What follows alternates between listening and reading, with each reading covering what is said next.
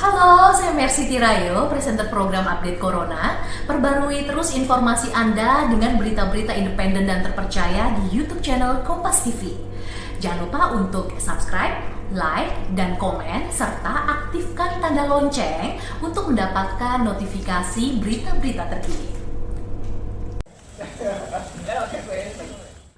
Pohon tumbang ini terjadi di halaman Dinas Kesehatan Provinsi Sulawesi Selatan di Jalan Perintis Kemerdekaan, Makassar. Pohon tumbang menimpa sebuah mobil ambulans yang tengah terparkir di halaman kantor Dinas Kesehatan itu. Tumbangnya pohon ini terjadi pada Jumat dini hari setelah cuaca buruk menerjang Makassar dan sekitarnya. Mulfi. Siap. Pak, ini diketahui kejadiannya kapan, Pak?